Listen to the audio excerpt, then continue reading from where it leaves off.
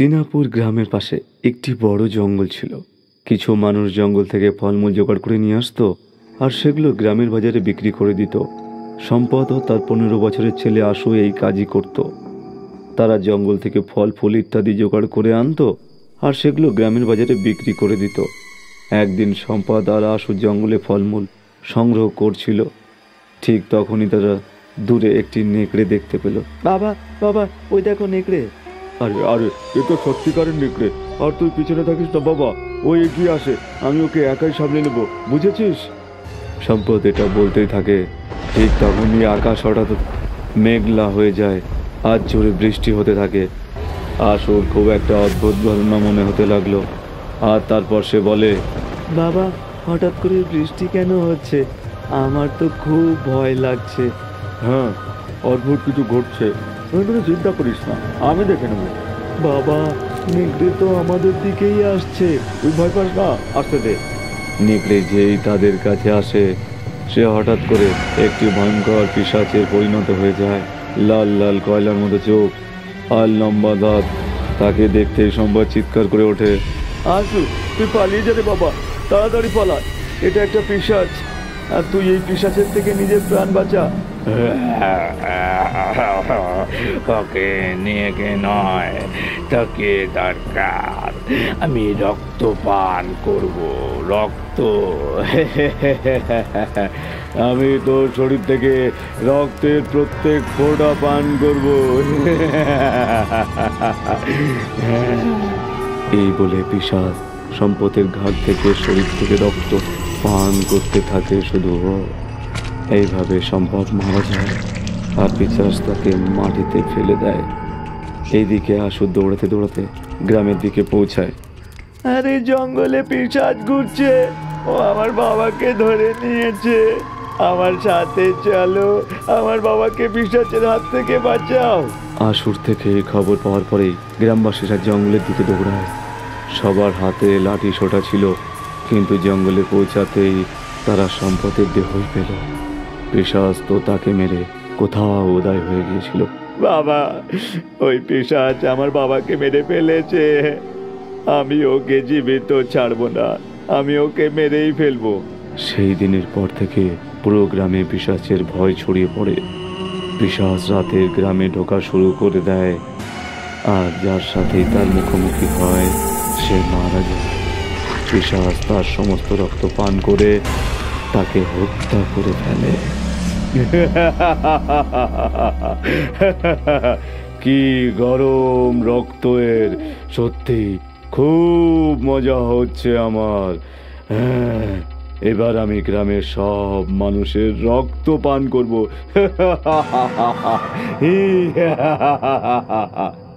একদিন জঙ্গলের রাস্তা দিয়ে শহরে যাচ্ছিল কিছু ব্যবসায়ী। তখনই দেখলো, সেই সময়, এসো তোমরা সবাই একে একে আমার কাছে এসো, আমি আমি তোমাদের রক্ত পান করব।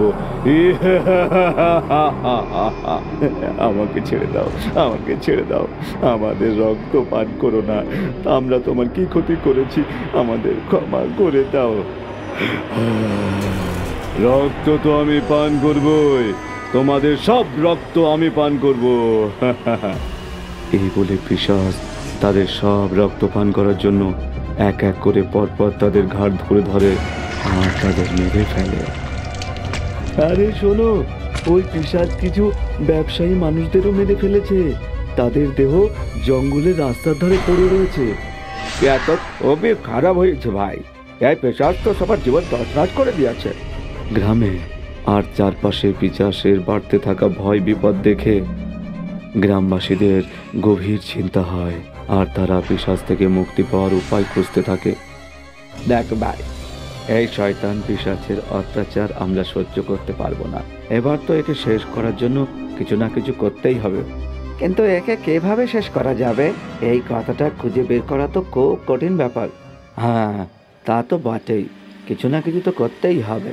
লোকজন প্রধানের কাছে যাচ্ছিল, তখন সেখানে আশু চলে আসে আর বলে, এই শয়তানের শেষ করার চিন্তা আমাদের উপরে ছেড়ে দিন, কারণ ওকে আমি মারবো, ওকে মেরে আমি আবার বাবার মৃত্যুর বদলা নেব। তুই এখনো অনেক ছোট বাবা, আর ও একটু দুষ্টু পিচাস। এই জন্য ওকে মারবি এই ভাবনার বদলে ওর হাত থেকে বাঁচার কথা ভাব, বুঝলি? আমি ওকে ভয় পাই না, দেখবে আমি ওকে মারবই একদিন। একদিন রাতে আশু ঘুমিয়েছিল, তখন সে একটি স্বপ্ন দেখে।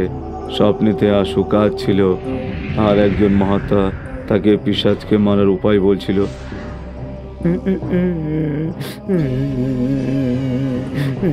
ওই পিশাচ আমার বাবাকে মেরে ফেলেছে, এবার আমিও তাকে মেরে ফেলবো। হ্যাঁ, শুধু তুই মারতে পারবি ওই পিশাচকে। কিন্তু কিন্তু ওকে কিভাবে মারবো মহারাজ?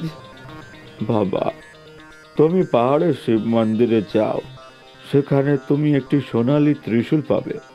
তুমি ওই ত্রিশূল নিয়ে আসো, আর যখন তুমি পিশাচকে দেখবে ওই ত্রিশূল দিয়ে তাকে মেরে ফেলবে।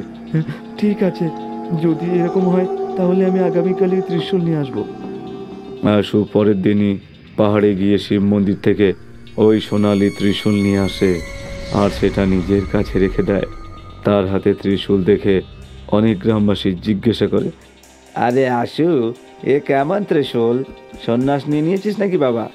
এটা ত্রিশূল নয়, এটা ওই পিশাচের মৃত্যু।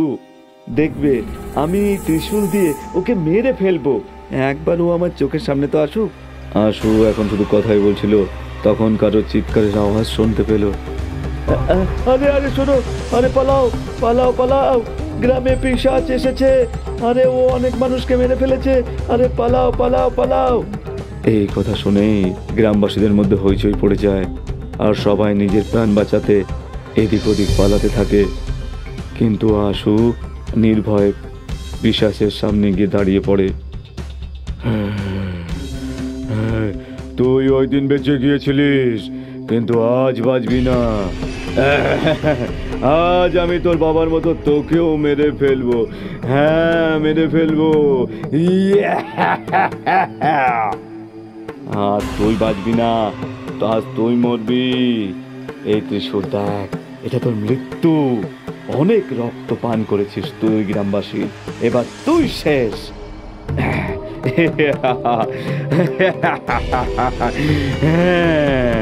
তুই কাছে তো আয় একবার, তারপর দেখ আমি তোর রক্ত কিভাবে পান করি।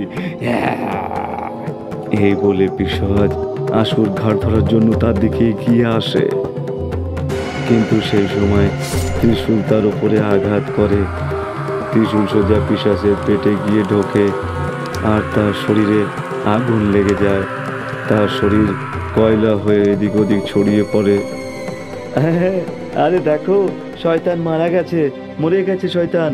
আমি এই পিশাচকে মেরেই আমার বদলা নিয়ে নিয়েছি। গ্রামবাসী আশুর এই বাহাদুরির খুব প্রশংসা করে, আর সে গ্রামের সকলের অনেক ভালোবাসা পায়। সেই দিনের পর গ্রামবাসীরা আশুকে মাথায় তুলে রাখে, আর তাকে নিজের পুত্রের মতো যত্ন করতে থাকে। তিনাপুর গ্রামের পাশে একটি বড় জঙ্গল ছিল। কিছু মানুষ জঙ্গল থেকে ফলমূল জোগাড় করে নিয়ে আসতো, আর সেগুলো গ্রামের বাজারে বিক্রি করে দিত। সম্পদ ও তার 15 বছরের ছেলে আশু এই কাজই করত। তারা জঙ্গল থেকে ফল ফুল ইত্যাদি জোগাড় করে আনতো, আর সেগুলো গ্রামের বাজারে বিক্রি করে দিত। একদিন সম্পদ আর আশু জঙ্গলে ফলমূল সংগ্রহ করছিল। ঠিক তখনই তারা দূরে একটি নেকড়ে দেখতে পেল। বাবা বাবা, ওই দেখো নেকড়ে। আরে আরে, এ তো সত্যিকারের নেকড়ে, আর তুই পিছনে থাকিস না বাবা, ও এগিয়ে আসে, আমি ওকে একাই সামলে নেব, বুঝেছিস? সম্পদ এটা বলতেই থাকে। ঠিক তখনই আকাশ হঠাৎ মেঘলা হয়ে যায়, আর জোরে বৃষ্টি হতে থাকে। আশুর খুব একটা অদ্ভুত ঘটনা মনে হতে লাগলো, আর তারপর সে বলে, বাবা, হঠাৎ করে বৃষ্টি কেন হচ্ছে? আমার তো খুব ভয় লাগছে। হ্যাঁ, অদ্ভুত কিছু ঘটছে, তুমি কোনো চিন্তা করিস না, আমি দেখে নেব।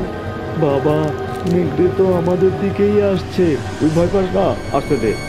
নেকড়ে যেই তাদের কাছে আসে, সে হঠাৎ করে একটি ভয়ঙ্কর পিশাচে পরিণত হয়ে যায়। লাল লাল কয়লার মতো চোখ আর লম্বা দাঁত। তাকে দেখতেই সম্ভব চিৎকার করে ওঠে, আশু, তুই পালিয়ে যা রে বাবা, তাড়াতাড়ি পালা, এটা একটা পিশাচ। আর তুই এই পিশাচের থেকে নিজের প্রাণ বাঁচা। ওকে নিয়ে কে নয়, তাকে দরকার। আমি রক্ত পান করব, রক্ত। আমি তোর শরীর থেকে রক্তের প্রত্যেক ফোঁটা পান করব। এই বলে পিশাচ সম্পদের ঘাট থেকে শরীর থেকে রক্ত পান করতে থাকে শুধু ও। এইভাবে সম্পদ মারা যায় আর পিশাচ তাকে মাটিতে ফেলে দেয়। এইদিকে আশু দৌড়াতে দৌড়াতে গ্রামের দিকে পৌঁছায়। আরে জঙ্গলে পিশাচ ঘুরছে, ও আমার বাবাকে ধরে নিয়েছে।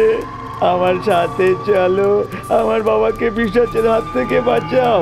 আশুর থেকে এই খবর পাওয়ার পরেই গ্রামবাসীরা জঙ্গলের দিকে দৌড়ায়। সবার হাতে লাঠি সোটা ছিল, কিন্তু জঙ্গলে পৌঁছাতেই তারা সম্পদের দেহই পেল। পিশাচ তো তাকে মেরে কোথাও উদয় হয়ে গিয়েছিল। বাবা, ওই পিশাচ আমার বাবাকে মেরে ফেলেছে। আমি ওকে জীবিত ছাড়বো না, আমি ওকে মেরেই ফেলবো। সেই দিনের পর থেকে পুরো গ্রামে পিশাচের ভয় ছড়িয়ে পড়ে। পিশাচ রাতের গ্রামে ঢোকা শুরু করে দেয়, আর যার সাথেই তার মুখোমুখি হয় সে মারা যায়। পিশাচ তার সমস্ত রক্ত পান করে তাকে হত্যা করে ফেলে। কি গরম রক্ত এর! সত্যি খুব মজা হচ্ছে আমার। হ্যাঁ, এবার আমি গ্রামের সব মানুষের রক্ত পান করব।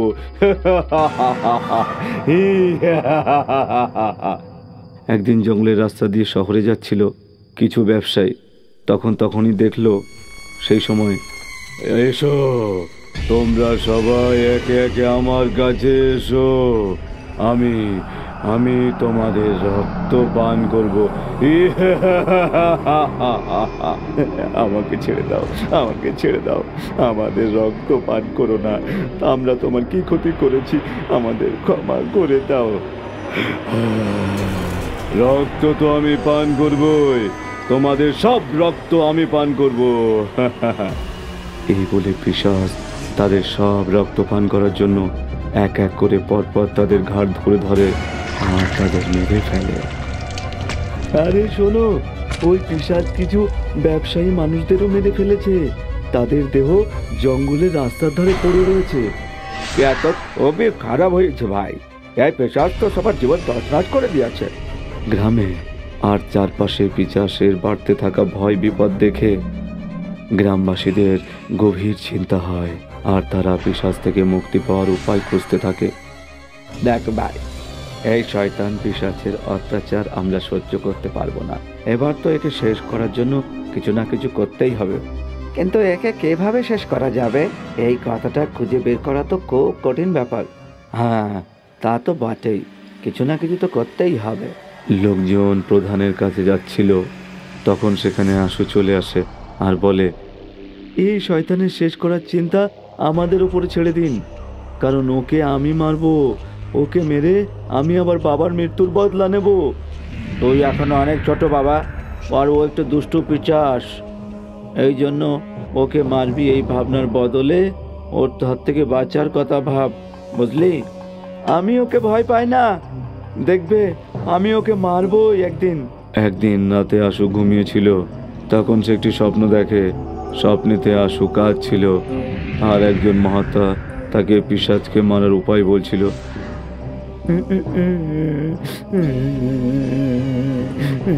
ওই পিশাচ আমার বাবাকে মেরে ফেলেছে, এবার আমিও তাকে মেরে ফেলবো। হ্যাঁ, শুধু তুই মারতে পারবি ওই পিশাচকে। কিন্তু ওকে কিভাবে মারবো মহারাজ? বাবা, তুমি পাহাড়ের শিব মন্দিরে যাও, সেখানে তুমি একটি সোনালী ত্রিশূল পাবে। তুমি ওই ত্রিশূল নিয়ে আসো, আর যখন তুমি পিশাচকে দেখবে, ওই ত্রিশূল দিয়ে তাকে মেরে ফেলবে। ঠিক আছে, যদি এরকম হয় তাহলে আমি আগামীকালই ত্রিশূল নিয়ে আসবো। আশু পরের দিনই পাহাড়ে গিয়ে শিব মন্দির থেকে ওই সোনালী ত্রিশূল নিয়ে আসে, আর সেটা নিজের কাছে রেখে দেয়। তার হাতে ত্রিশূল দেখে অনেক গ্রামবাসী জিজ্ঞাসা করে, আরে আশু, এ কেমন ত্রিশূল? সন্ন্যাস নিয়ে নিয়েছিস নাকি বাবা? এটা ত্রিশূল নয়, এটা ওই পিশাচের মৃত্যু। দেখবে আমি এই ত্রিশূল দিয়ে ওকে মেরে ফেলবো। একবার ও আমার চোখের সামনে তো আসুক। আশু এখন শুধু কথাই বলছিল, তখন কারো চিৎকারের আওয়াজ শুনতে পেল। আরে আরে শোনো, আরে পালাও পালাও পালাও, গ্রামে পিশাচ এসেছে, আরে ও অনেক মানুষকে মেরে ফেলেছে, আরে পালাও পালাও পালাও। এই কথা শুনেই গ্রামবাসীদের মধ্যে হইচই পড়ে যায়, আর সবাই নিজের প্রাণ বাঁচাতে এদিক ওদিক পালাতে থাকে। কিন্তু আশু নির্ভয়ে পিশাচের সামনে গিয়ে দাঁড়িয়ে পড়ে। তুই ওই দিন বেঁচে গিয়েছিলিস, কিন্তু আজ বাঁচবি না। আজ আমি তোর বাবার মতো তোকেও মেরে ফেলবো। হ্যাঁ, মেরে ফেলবো। আর তুই বাঁচবি না, আজ তুই মরবি। এই ত্রিশূল দেখ, এটা তোর মৃত্যু। অনেক রক্ত পান করেছিস তুই গ্রামবাসী, এবার তুই শেষ।